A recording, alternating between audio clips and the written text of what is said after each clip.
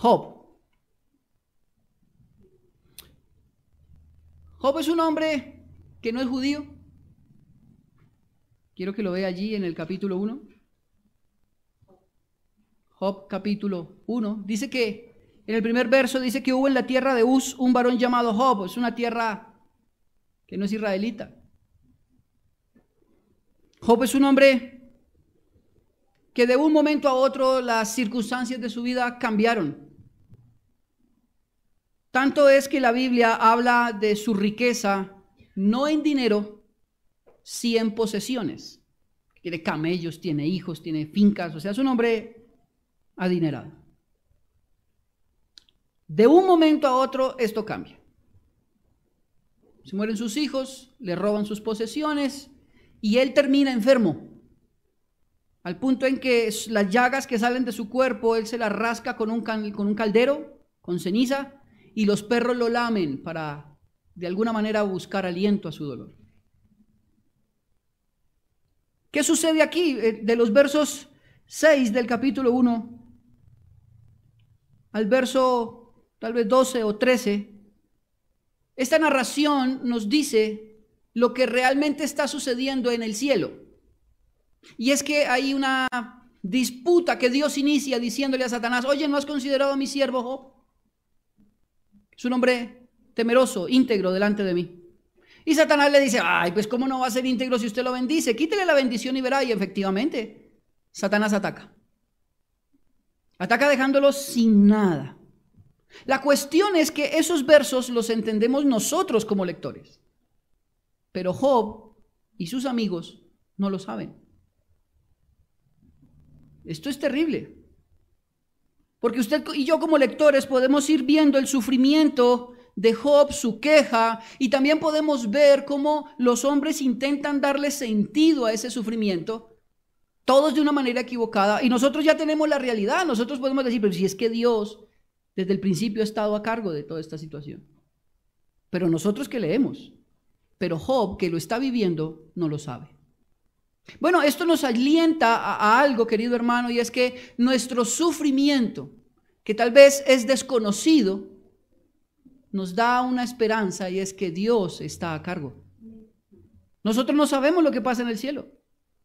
No tenemos ni idea de lo que pasa allí. Alguien dijo: uy, pero eso sería confiar en un Dios que es malvado. Mentira es confiar en un Dios que es absolutamente bueno y que todo lo que hace es para nuestro beneficio. De manera que si hoy, querido hermano, usted me dice: no, pastor, he venido en sufrimiento, en situaciones duras que no entiendo, confíe en que Dios gobierna. Y que tal vez no las entendemos, y es natural. Y hoy, a través del desarrollo del texto, nos daremos cuenta que nuestra sabiduría o nuestra comprensión de las cosas es absolutamente limitada. Solo Dios tiene el control y el total conocimiento de lo que sucede, y debemos confiar en eso. De manera entonces que vemos cómo Job cambia su circunstancia. Luego en el capítulo 2, y quiero que lo veamos de los versos 11 en adelante, aparecen en escena, después de que ya Satanás ha dicho lo que ha tenido que decir, ya Dios también ha hablado en esta narración, aparece en escena los amiguitos de Job. Estos amiguitos de Job son la locura. A veces uno pensaría que con estos amigos, pues ¿para qué enemigos? O sea, ya los tengo todos. Dice el verso 11: y 3 amigos de Job, Elifaz, Teemanita, Bildad, Suita, y Sofar, Naamita. Luego que oyeron todo este mal que le había sobrevenido, vinieron cada uno de su lugar, porque habían convenido en venir juntos. Note para qué. Para condolerse de él. ¿Y para qué? Consolarle. Esas dos son su fin. ¿A qué llegaron? Su intención es consolar y condolerse de Job. Es un fin loable. Pero vamos a ver el desarrollo de los textos, si realmente lo cumplen o no. Dice el verso 12: los cuales, alzando los ojos desde lejos, no lo conocieron, y lloraron a gritos, y cada uno de ellos rasgó su manto, y los 3 esparcieron polvo sobre sus cabezas hasta el cielo. Así se sentaron con él en tierra por 7 días y 7 noches, y ninguno le hablaba palabra porque veían que su dolor era muy grande. Claro, esta es una expresión semítica de compartir el dolor con otro. Rasgar sus vestiduras, echarse ceniza, es decir, estamos muriendo con usted. Es un dolor, ellos comparten esto. Pero el texto de Job es una serie de discursos de los amigos de Job, Job respondiendo, y hasta el capítulo 35 al 37 es cuando Dios responde. Lo que vamos a leer del capítulo 3 en adelante son una serie de discursos donde cada uno de ellos participa. ¿De qué participan? Buscan darle interpretación al dolor de Job. Ya se sentaron 7 días en silencio y algún teólogo dijo, era mejor que se hubieran quedado así. Porque ahora que hablan, dicen sandeces. Claro, cada uno de ellos tiene su propia interpretación de lo que le está pasando a Job. Algunos críticos textuales consideran que hablaron en esta ronda del más viejo al más joven. Y el que arranca hablando es Elifaz. Parece ser entonces que Elifaz es el más viejito. Y por ende, se supone que el más sabio. Pero yo creo que usted también, al igual que yo, conocemos personas que tienen muchos años, pero no son significado o sinónimo de sabiduría. Bueno, aquí lo vamos a ver con Elifaz. Hace su presentación allí en el capítulo 2, verso 11, aparece, dice que es Elifaz teemanita. Y que también su deseo es condolerse de Job y consolarle. Claro, yo creo que muchos de nosotros, si vemos a alguien sufriendo, pues también queremos consolarlo, ¿verdad? Y cuando nosotros estamos sufriendo y aparte de sufrir, no entender por qué se sufre, ¿qué esperamos? Consuelo. Es natural. De manera que, ¿dónde comienzan los discursos de este hombre? Capítulo 4.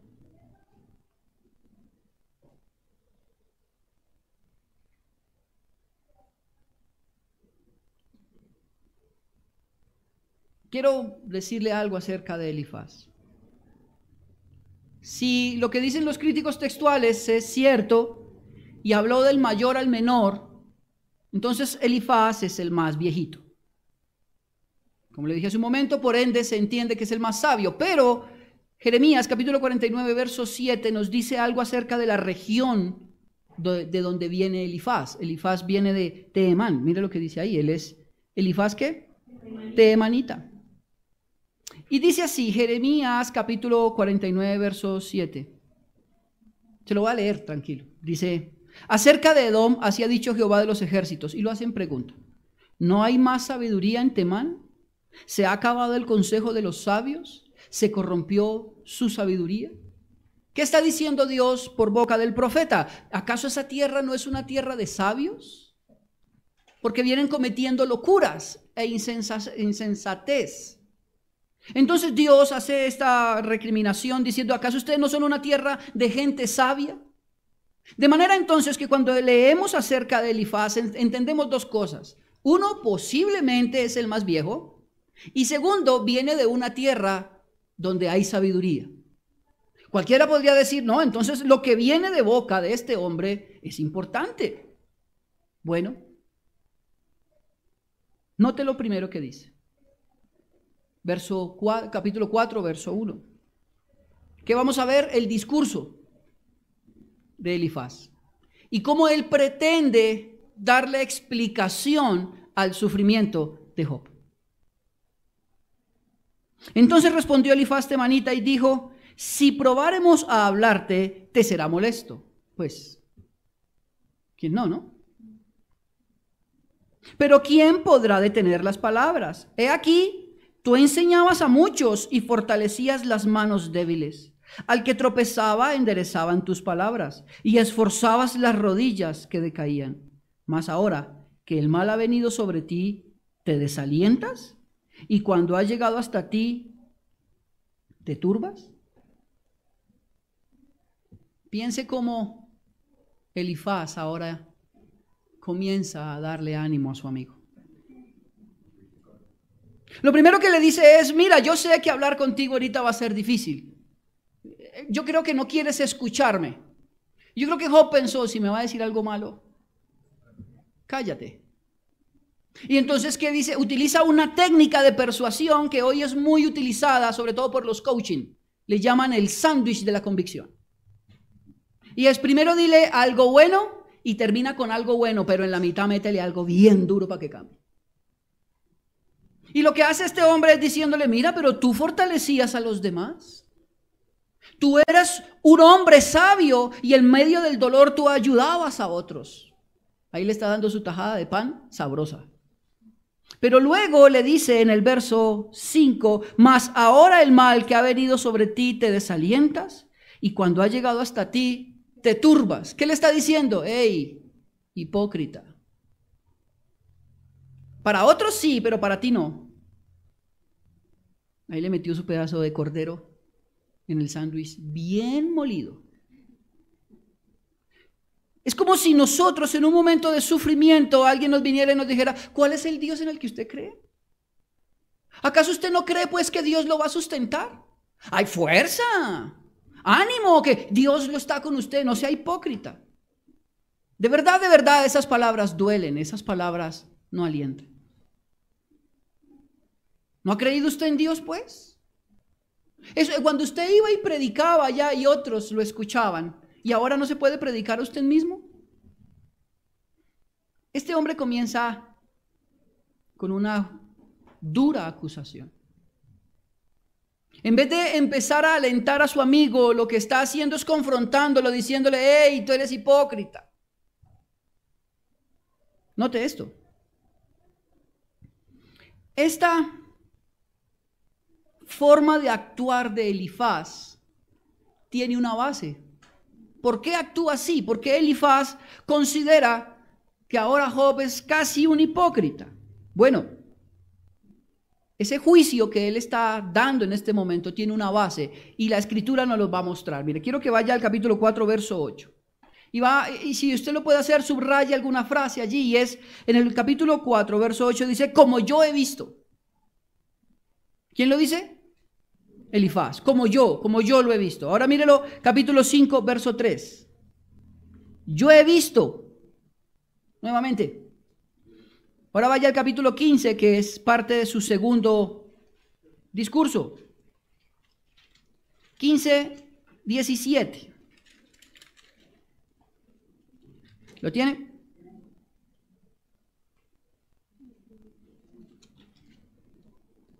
(15, 17). Note esto. Escúchame. Yo te mostraré y te contaré, ¿qué cosa? Lo que he visto. Lo que he visto. En 3 ocasiones diferentes. En el discurso de Elifaz, la base para él entender lo que está pasando con Job es su propia percepción, su experiencia personal. Hermano, y esto aquí se nos pone bien difícil. Porque todos nosotros tenemos una interpretación personal de la vida. ¿Con base a qué? A nuestra experiencia. Lo que yo he vivido, lo que yo he degustado. De manera que cuando algo pasa en otra persona, es fácil determinar, eso es por tal cosa. Yo creo que es esto. Uy, de seguro fue que hizo tal cosa. ¿Y usted cómo sabe eso? Pues porque yo lo sé, yo lo viví. Entonces equiparamos en nuestra conciencia que lo que yo debo saber, o lo que yo tengo, lo que yo sé, lo que yo he vivido, me da la capacidad para determinar, como en un diagnóstico, lo que el otro sufre. Y Elifaz ha basado todo el discurso que vamos a ver de aquí en adelante, está basado en lo que él ha visto, lo que él considera. De manera que es común, cuando vemos sufrir a otro, sin una causa evidente, nosotros empezamos a especular basados en nuestra propia experiencia. Y esto aquí caben muchas cosas.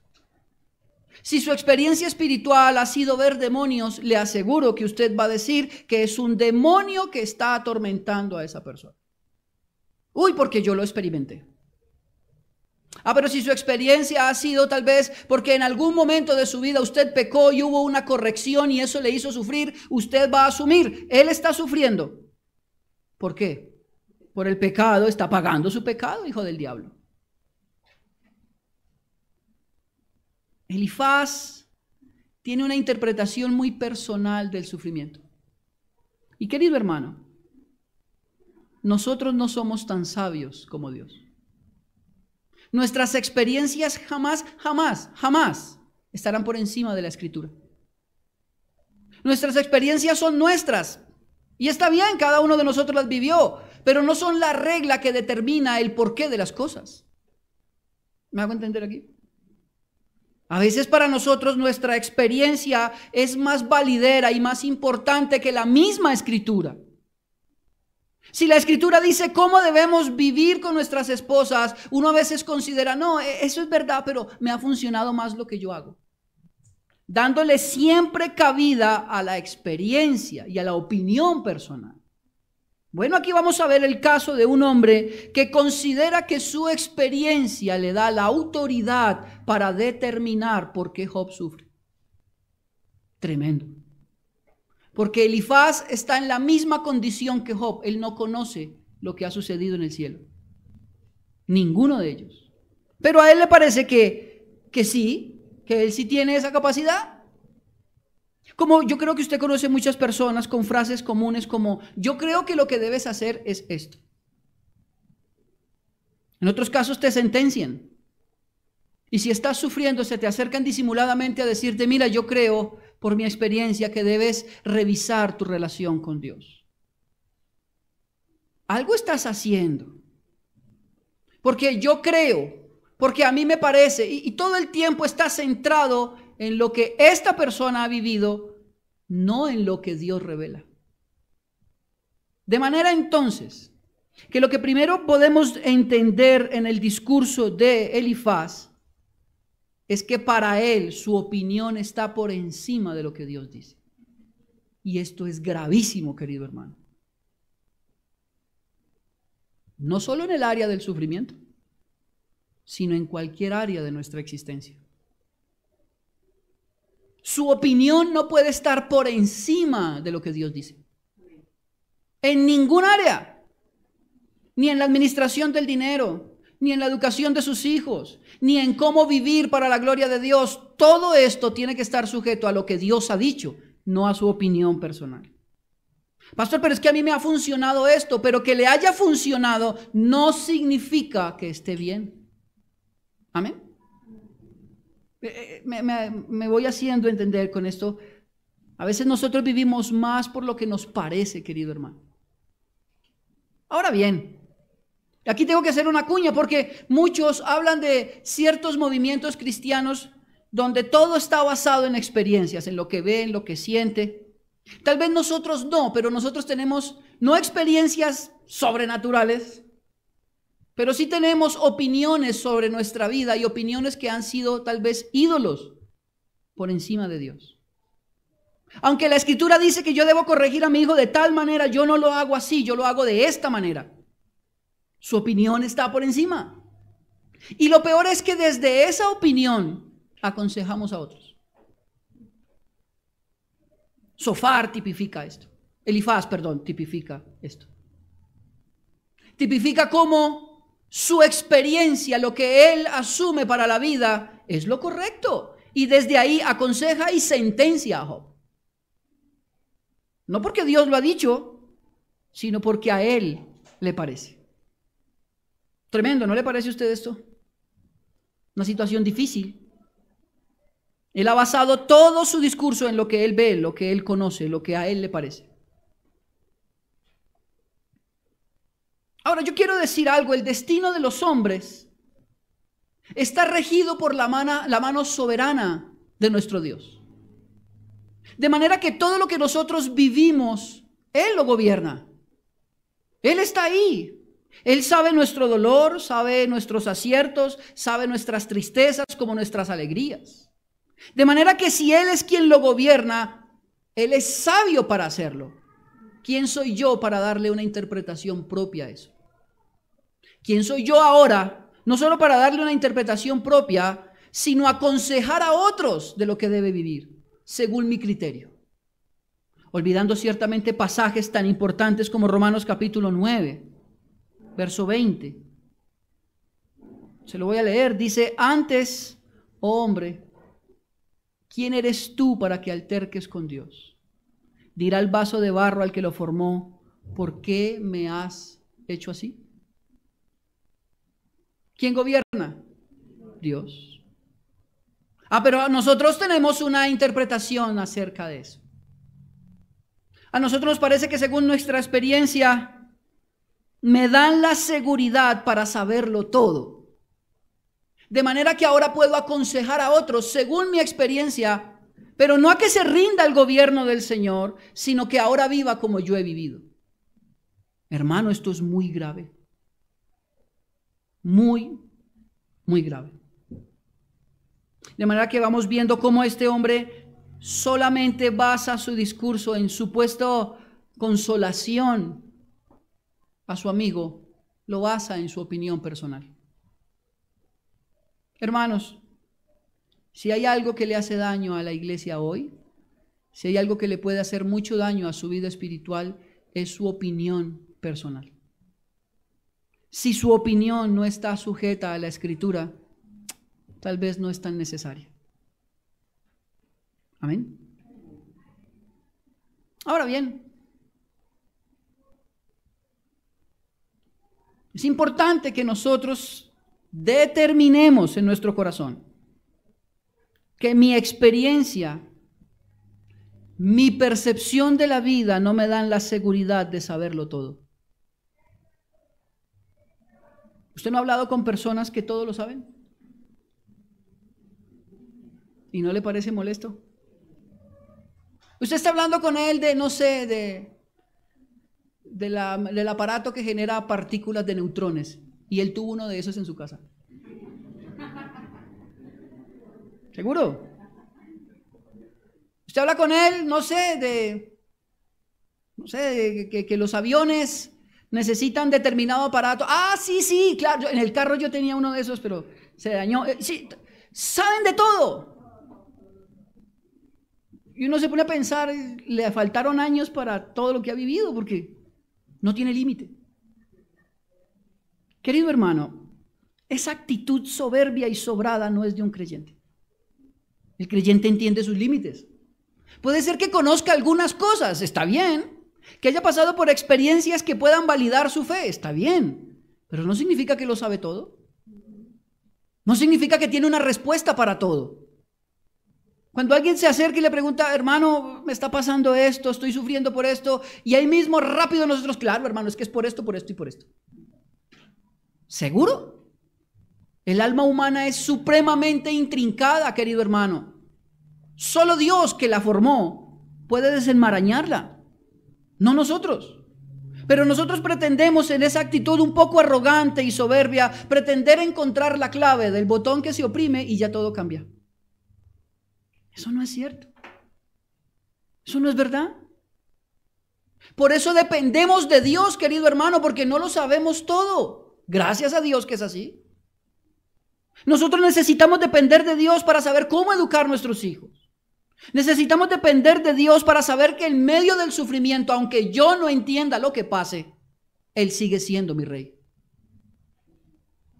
Pero nos gusta la respuesta pronta. El saber del porqué de las cosas y buscamos a veces en las fuentes equivocadas. Bueno, Elifaz es ese hombre que todo lo sabe. Y él no lo sabe todo porque haya estudiado la Biblia. Lo sabe todo por su experiencia. Grave fuente de seguridad. Su experiencia no garantiza que le irá bien. ¿Qué lo garantiza? Su obediencia a la Escritura. Amén. Ahora bien, Después de que vemos que Elifaz primero le ha dicho a su amigo para consolarlo que es un hipócrita, ahora basa todo su discurso en lo que él ha visto, lo que yo interpreto. Va a llegar a una conclusión. ¿Cuál es? La vemos aquí en el verso 8 del capítulo 4. ¿Sí?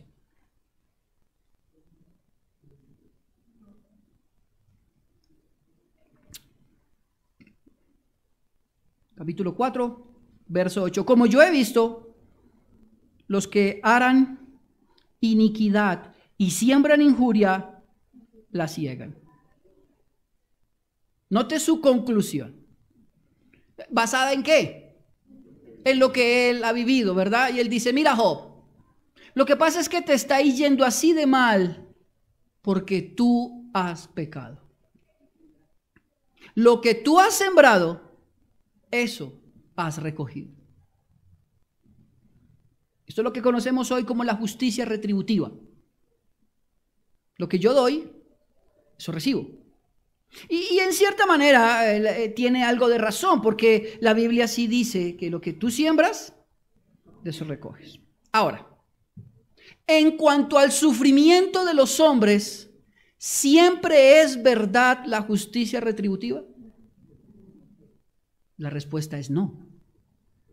Pastor, ¿y cómo llegamos a esa conclusión? Su vida. Mírese usted. Por su pecado y por el mío, lo justo, de manera retributiva, era que fuésemos al infierno. Pero no estamos allí. ¿Por qué? Por la misericordia y gracia que solo un Dios santo puede proveer. Aquí que podemos ver entonces que Elifaz en su interpretación de la vida le falta misericordia. Porque es fácil condenar al otro. Tú estás sufriendo por un pecado oculto, hijo del diablo. Hermanos, sí es cierto, ojo acá con lo que le voy a decir, que los creyentes en algún momento cuando pecan en su vida son corregidos por medio del sufrimiento. Sí. Pero ojo con lo que le voy a decir, este sufrimiento busca la corrección del creyente, no la destrucción del creyente. ¿Ok? Porque los que estamos en Cristo Jesús podemos degustar de la corrección de Dios, la cual produce sufrimiento, pero nunca su ira, porque su ira fue derramada en Cristo Jesús. ¿Me hago entender con esto? De manera que si yo le digo a alguien, a un hermano, de una yo veo su sufrimiento y de entrada le digo es que es un pecado, hijo del diablo, no estoy teniendo en cuenta la misericordia que yo he recibido. Porque si fuera justo o es justo que por mi pecado yo me fuera al infierno. Pero Dios no lo hizo así. Dios me salvó. Me evidenció su gracia y su misericordia. ¿Quién soy yo ahora para matar al otro? Pero este Señor lo hace así. De entrada, mira el verso, los que harán iniquidad y siembran injuria, la ciegan. Tú eres ese, amigo Job. Ahora quiero que note la forma, capítulo 22, en que Elifaz va a animar a su amigo. Ya le ha dicho hipócrita, ahora le llama pecador, ¿verdad? Pero ahora vamos a leer la acusación extrema de Elifaz. Capítulo 22, ¿lo tiene?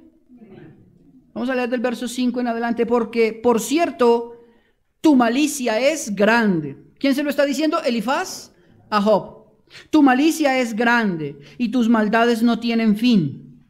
¿Cómo así? Te voy a dar ánimo, Job.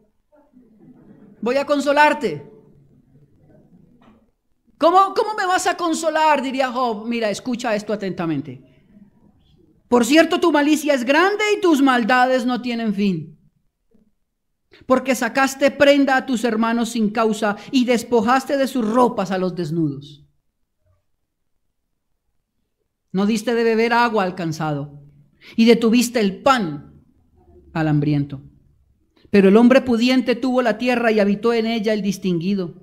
A las viudas enviaste vacías y los brazos de los huérfanos fueron quebrados. Por tanto hay lazos alrededor de ti y se turba espanto repentino, o tinieblas para que no vean y abundancia de agua te cubren. Esa es la forma de consolar.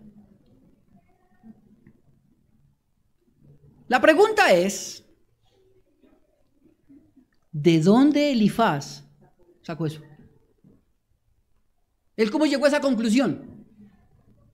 ¿Dónde están las evidencias que demuestran que Job era este tipo de persona? De hecho, en los primeros capítulos Dios dice de él que es un hombre ¿qué? Íntegro, recto, temeroso de Dios. O sea, si tiene esas características, ¿cómo llega entonces a esta gravedad de pecado? Porque aquí está hablando de un hombre, mira el verso 6, porque sacaste prenda a tus hermanos sin causa y despojaste de sus ropas al desnudo. O sea, este tipo no tenía fin, era malísimo, según Elifaz. Y esa es la forma en que lo está consolando. Como cuando llega alguien a su casa y le empieza a decir lo malo que es usted. Que recuerde usted antes de convertirse, usted era tremendo pillo, ¿no?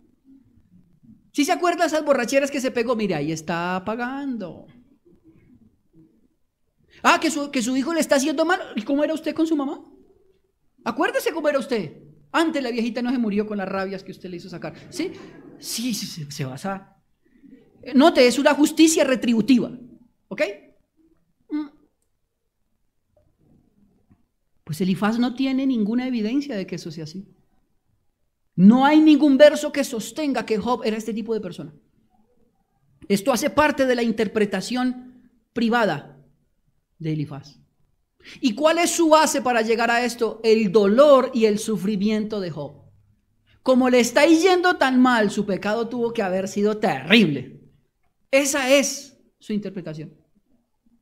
Hermano, esto nos deja ver a nosotros lo fácil que somos para emitir juicio. A veces sin ninguna razón, pero fácilmente damos un juicio. Por eso decía el pastor Miguel Núñez que lo más sólido y lo mejor que hicieron los amigos de Job fue guardar silencio. Porque cuando hablaron, la embarraron. Haciendo también un llamado a nuestras vidas a guardar silencio. A no ser tan rápidos al hablar y mucho menos a emitir juicio contra otros. ¿Basado en qué? En su propia experiencia. Esto es serio. Porque este hombre, que desde el principio nos dice que venía a ayudar, termina condenando. Y como conozco personas que creen que son los poseedores de la verdad, yo sí le dije sus 4 verdades. Yo sí lo confronté para que se arrepienta. ¿De verdad? Y el hermano se arrepintió. No, está en la UCI porque lo que le dije lo acabó. No utilizan la Biblia para sanar, sino para matar. Cogen a las personas a bibliazos y le dan así. Y es que usted, hijo del diablo, pero él no tiene ni idea de lo que está pasando. Este hombre tiene esa capacidad, en vez de tener cuidado, de evidenciar con su amigo el cuidado necesario que Dios demanda, lo mató, lo acabó. Ahora bien, eso nos parece a veces hasta risible, pero yo le aseguro que muchos de nosotros han actuado de esa manera. Somos rápidos para emitir juicio, sin el cuidado necesario de observar qué está haciendo Dios en la vida de cada quien. Dios obra como a Él le parece. Y tal vez no lo entendemos todo, y es qué bueno que sea así. Qué bueno que necesitemos depender de Él para caminar día a día. Pero a veces pretendemos saber más que Dios. Yo le contaba a alguien esta historia de un teólogo muy famoso. Y él niega, aparte de que es famoso, bueno, algunos escritos de él son muy buenos, pero él niega la existencia literal de Jonás. Él dice que la historia de Jonás es un muy buen cuento, pero que no pasó en realidad. Alguien entonces en una clase que le está dando le dice, doctor fulano, pero me parece un poco extraño porque Jesús en Juan valida la existencia de Judas diciendo de Jonás, porque así como Jonás estuvo 3 días en el vientre del gran pez, es necesario que el hijo esté 3 días que padezca. Entonces, si Jesús lo validó es porque es cierto. A lo cual el teólogo dice, yo creo que yo sé más teología que Jesús. Bueno, es arrogante hasta lo sumo. Pero a veces nosotros en cuestiones prácticas del sufrimiento queremos ser más sabios que Dios. Eso es por tal cosa. Eso es porque ella hizo esto, le está pasando aquello. Claro, ese marido cómo la va a querer si es que es bien cansona. Y ya uno emite juicio. Cuidado, porque no es el ejemplo de Jesús. El ejemplo de Jesús en el capítulo 4 de Hebreos, versos 15 y 16, es que tenemos un sumo sacerdote que puede compadecerse de nuestras debilidades, porque fue tentado como nosotros, sin pecado. Es un ejemplo que deberíamos seguir. Compasivo, entendiendo que esta persona sufre como yo he sufrido y que mi experiencia no validó ese sufrimiento. Lo que me sacó del sufrimiento fue la gracia de mi Señor. Y debería yo acercarme a las personas amándolas, no como este hombre. Él considera entonces que la razón del sufrimiento de Job es una causa retributiva. Tuvo que haber pecado de tal manera que ahora está recibiendo su castigo. Y como no hay evidencia de ese pecado, se lo inventó. Y ahí lo describe. Terrible esta actitud. Actitud que no es de nuestro Señor Jesucristo.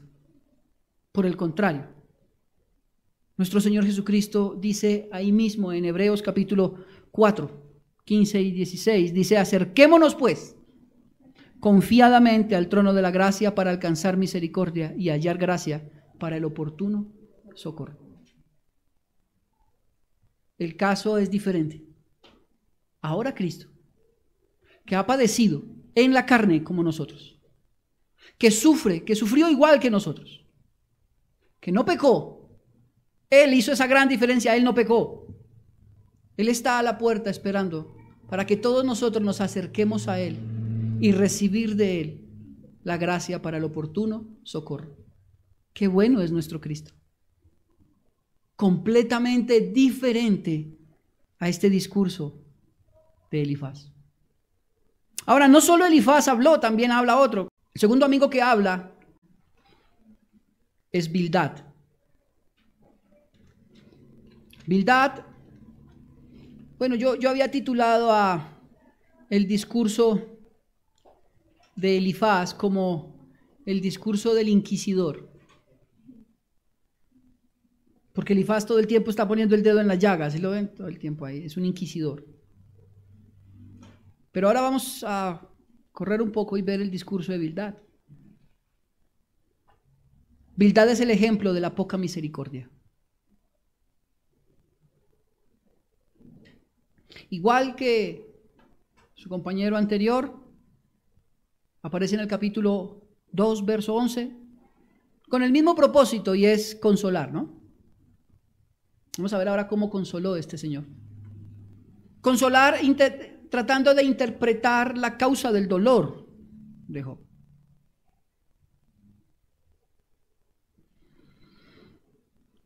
Para entender el principio de su discurso que está en el capítulo 8. ¿Ya les había dicho eso o no? Bueno, es capítulo 8. Ahí comienza el discurso, él luego en el capítulo 15 vuelve a hablar, pero vamos a tomar este capítulo 8. Para poder entender por qué sus palabras son tan nocivas, necesitamos entender qué es lo que viene diciendo Job. Job en el capítulo 7 argumenta que Dios lo tiene apretado, que sufre. Mira el verso 18 del 7.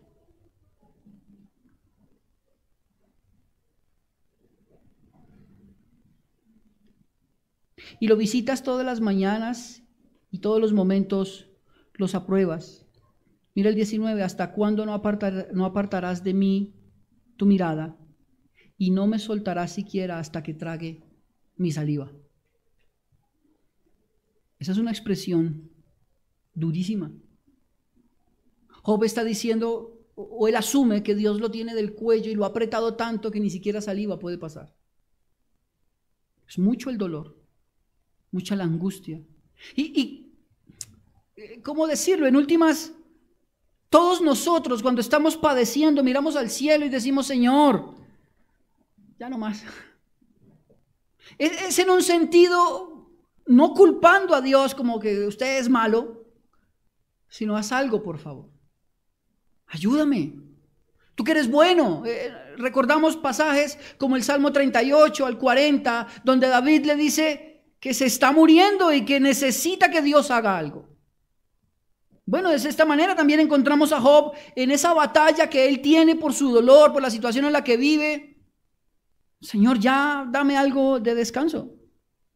Mira el verso 21, ¿por qué no quitas mi rebelión y perdonas mi iniquidad? Bueno, si soy tan pecador, si es verdad lo que viene diciendo Elifaz, que soy tan malo, pues quita mi pecado, perdóname y que esto ya cambie.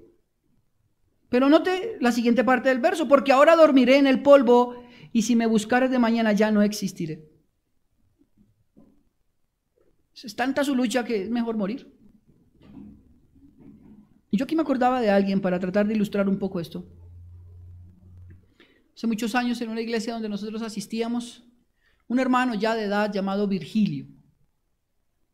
Él de joven fue un hombre importante dentro de la política, él era arquitecto, fue socio de Pedro Gómez, uno de los arquitectos más grandes de Bogotá. Económicamente le fue muy bien, pero cuando llegó a sus años de vejez, por varios negocios mal hechos, por un divorcio que le salió costosísimo y por unos hijos que lo único que quisieron fue robarlo, terminó muy mal, económicamente. Se enfermó, tuvo cáncer. Y sus últimos años, bueno, más que años, sus últimas semanas realmente, porque su enfermedad fue muy rápida. Él vivía en la casa de una hermana de la iglesia. Y este señor, don Virgilio, no dormía en las noches, porque él sabía que si se quedaba dormido, se iba a morir. Y literalmente así fue. Lo venció el sueño en la mesa del comedor después de que desayunó y nunca más se despertó. ¿Por qué le digo esto? Porque ese temor que tenía don Virgilio es el temor que vemos reflejado en este texto de Job. Job está diciendo, yo creo que esta es mi última noche, sufro tanto que esta noche puede ser mi última noche. Eso es una cosa extrema, hermano. Que lo que está esperando Job es aliento de sus amigos. Pero mire ahora cómo le va a responder su amigo Bildad, que tiene como fin consolarlo. Respondió Bildad su hita, verso 1 del capítulo 8, y dijo, ¿hasta cuándo hablarás tales cosas? Y las palabras de tu boca serán como viento impetuoso. ¿Hasta cuándo se va a quejar, hermano? ¿Ah? Qué lindos. Qué tierno este hombre. Qué misericordia expresa de entrada diciéndole, ay, ya, otra vez con su queja. ¿Hasta cuándo va a seguir hablando de eso? ¿Hasta cuándo va a seguir con tanta cosa? Mira el verso 4. Recuerde que Job ha perdido sus hijos, ¿verdad? Ya a estas alturas, sus hijos han muerto. Ahora, yo quiero hacer aquí una anotación. Perder los hijos es tan doloroso que no tiene nombre, no hay forma de expresar en palabras ese dolor. Cuando a alguien se le muere sus papás es un huérfano, ¿sí o no? Cuando a alguien se le muere su cónyuge es ¿qué? Viudo. Pero ¿y cuando se le mueren sus hijos? No hay un nombre, no hay una palabra que logre expresar la profundidad de ese dolor. De hecho, hay un libro que se llama así, Lo que no tiene nombre. Y la autora de ese libro describe cómo sufrió después de que su hijo mayor se suicidó. No hay manera de describir ese dolor. Y ahora piensen que a Job se le mueren sus hijos y él está esperando que alguien le dé consuelo. Mira el verso 4. Si tus hijos pecaron contra él, él los echó al lugar de su pecado. Mire su consuelo. Ah, no, sus hijos eran malos, allá tienen que estar en el infierno. Gloria a Dios. Dios mío, qué corazón tan falto de misericordia. Este también cree en esa justicia retributiva. De manera que si tus hijos son tan malos, qué bueno que estén pudriéndose en el infierno. ¿De verdad eso es lo que tendríamos que decirle a alguien que está padeciendo? No, hermano. ¿Eso es lo que usted quisiera escuchar cuando está sufriendo? No. De manera que estas bases o estas básicas interpretaciones del dolor humano son sumamente simplistas. Es que están queriendo explicar rápidamente el A más B, entonces da como conclusión C. Querido hermano, eso no es así. Es imposible determinarlo de esa manera tan simplista. Dios es más profundo que eso. De manera que quien rige mi vida, Él sí lleva el control y sabe las cosas que yo vivo. Ahora este hombre, para acabar de completar, mire el verso 5 lo que dice. Si tú de mañana buscares a Dios y rogares al Todopoderoso, si fueres limpio y recto, ciertamente luego se despertará por ti y hará prosperar la morada de tu justicia. Y aunque tu principio haya sido pequeño, tu postrer estado será muy grande. Arrepiéntete, pecador hijo del diablo. Claro, estas palabras cuando usted lo lee solo en algunos textos como sacados con pinza, pues pareciera que es muy bonito lo que le dice. Pero cuando usted ve el contexto se da cuenta que es una manera ofensiva de decirle: tú sufres porque tienes un pecado guardado y ha sido justo que tus hijos se mueran y que estés padeciendo. Arrepiéntete, hijo del diablo. Querido hermano, Bildad, al igual que los demás, desconoce lo que sucede en el cielo. Bildad, al igual que nosotros, está limitado. Bildad no conoce realmente el panorama completo. Pero ¿qué evidencia el corazón de este hombre? Una rapidez y una facilidad para acusar. Hermanos, la Biblia a nosotros nos llama, lo que dice 2 Corintios capítulo 1 verso 3 en adelante, dice: bendito sea el Dios y Padre de nuestro Señor Jesucristo, Padre de misericordias y Dios de toda consolación, el cual nos consuela en todas nuestras tribulaciones. Ahora note el para qué. Para que podamos también nosotros consolar a los que están en cualquier tribulación, por medio de la consolación con que nosotros somos consolados por Dios. Porque de la manera que abundan en nosotros las aflicciones de Cristo, así también por el mismo Cristo nuestra consolación. ¿Qué está diciendo Pablo? Póngale freno a esa intención suya de dar una respuesta siempre al porqué del dolor. En algunas ocasiones puede ser pecado, no lo podemos desconocer. En otras, simplemente sucede. ¿Quién soy yo para consolar de la manera que lo hace Bildad? Juzgando, condenando, poniendo el dedo en la llaga.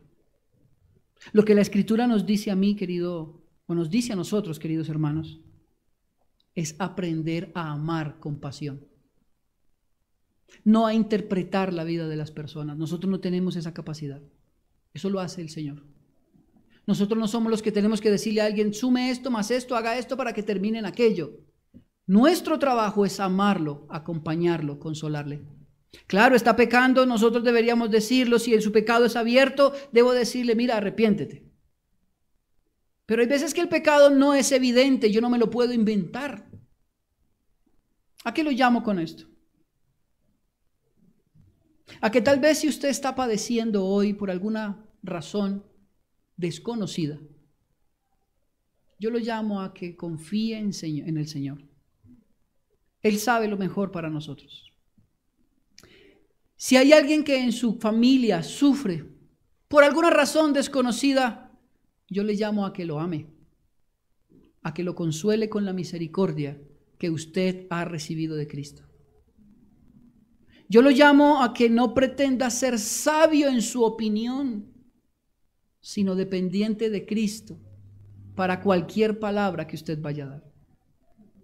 Yo lo llamo a que podamos amar con absoluta certeza, con pasión, a acompañar a mis hermanos que sufren, no a determinar el por qué están sufriendo. Ese no es mi trabajo, eso es un trabajo de Dios.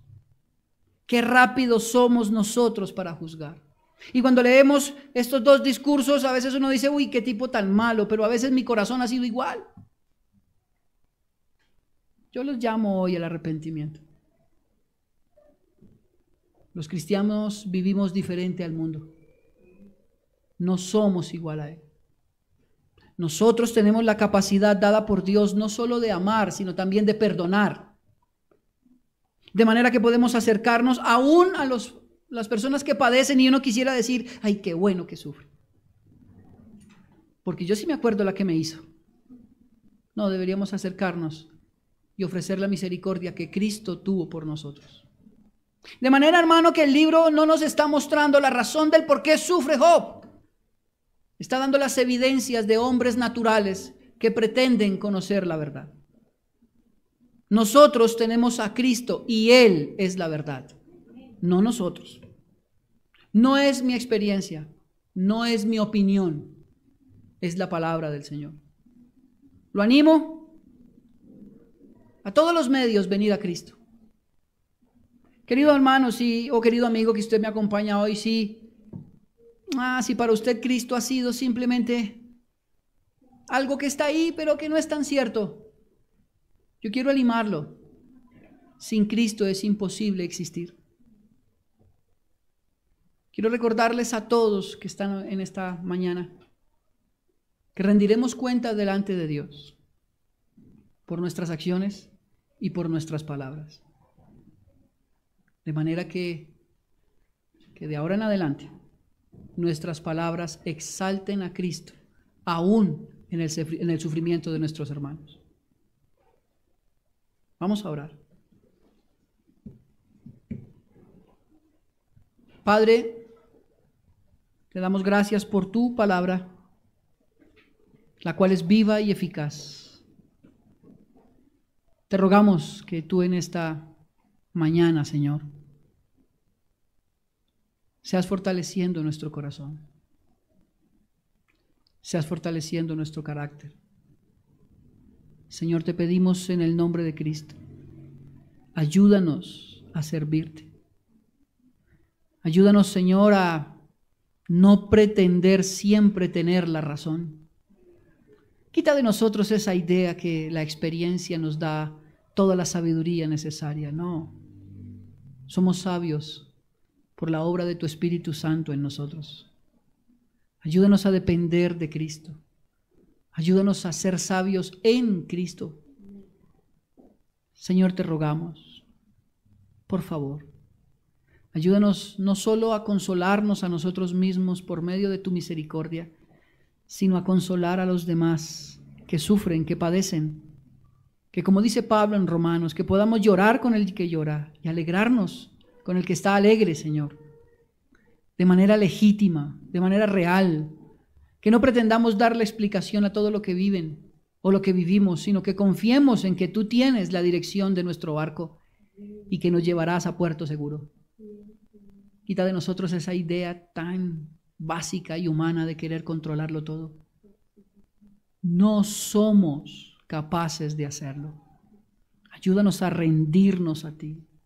Ayúdanos a romper nuestro corazón delante de ti, Señor, y que nuestro corazón confíe plenamente en que lo que tú haces es lo correcto. Que tal vez no nos guste, que tal vez no lo entendamos, pero que siempre podamos creer que tú eres el Dios bueno, justo, verdadero, que sus designios siempre son para bien. Gracias, mi buen Dios, por esta tu iglesia.